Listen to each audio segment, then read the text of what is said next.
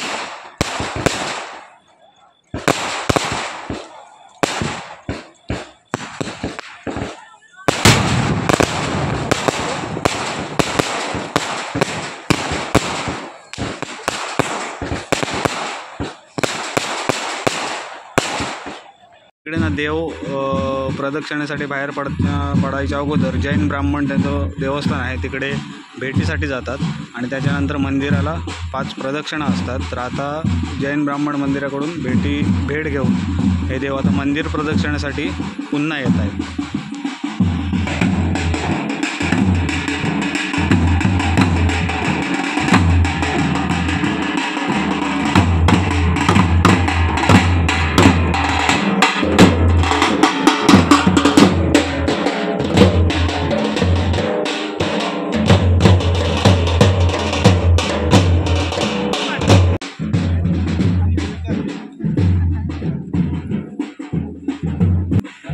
घेऊ का?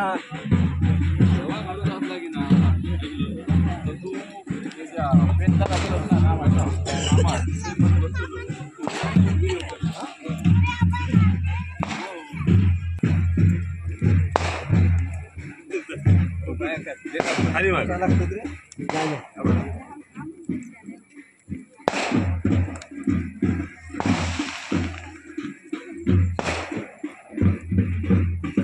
मंदिर सजवलंय, तोरणं वगैरे लावले आहेत आणि या झाडावरती चाफ्याच्या सुद्धा तोरणं सोडले. छान वाटतंय बघा.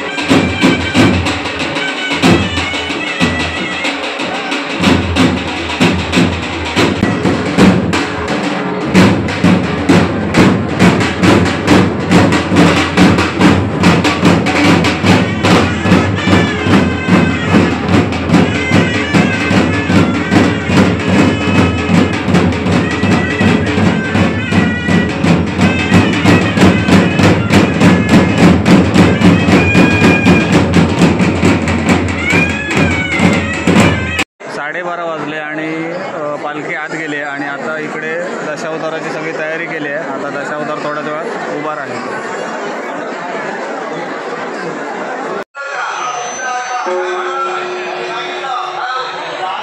आता तिकडे दशावतार सुरू झालाय आणि लकी दादा आपल्यासोबत आहे, आंबोमॅन आहे, त्याच्यानंतर गौरेश कांबळी म्हणजेच बंटी कांबळी, इकडे सौरभ दादा आहे आणि सतीश दादा आहे. हे सगळे बसले आहेत. आमचे हरिभाऊ पण आहेत. हरिभाऊ हा आणि मेन हरिभाऊ मेन.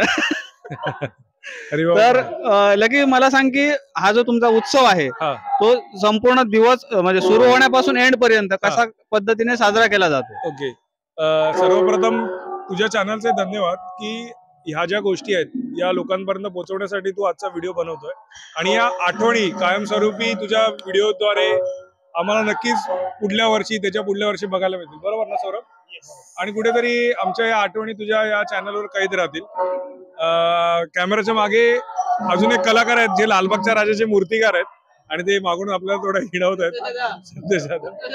मुळात म्हणजे ही जी भूमी आहे ही रेवंडी म्हणजे कलाकारांची भूमी आणि मोठे दिग्गज कलाकार या भूमीने दिलेले आहेत, म्हणून रेवंडी गावाला कलाकारांची भूमी असं म्हणतात.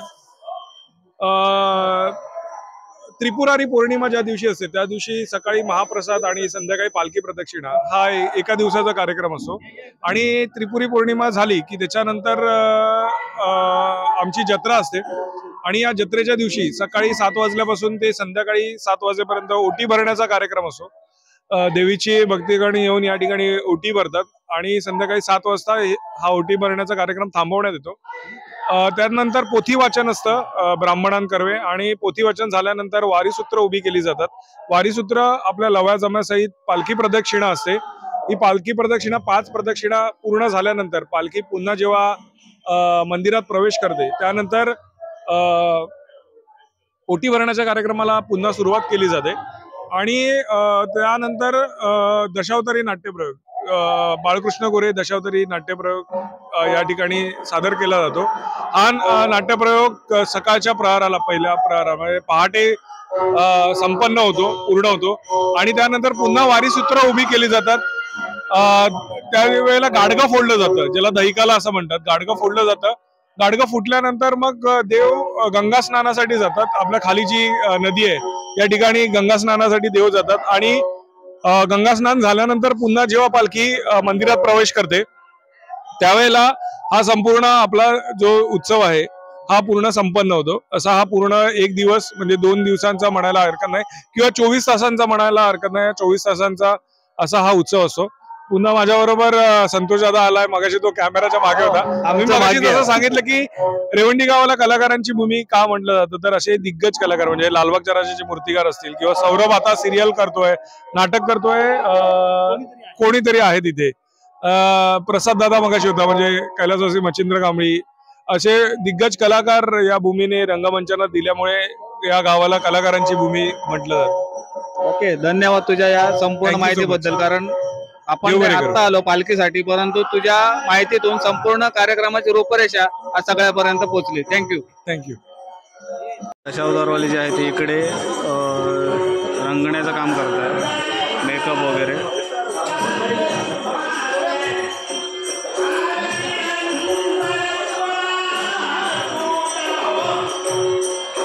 आणि हा दशावताराचा पेटारा.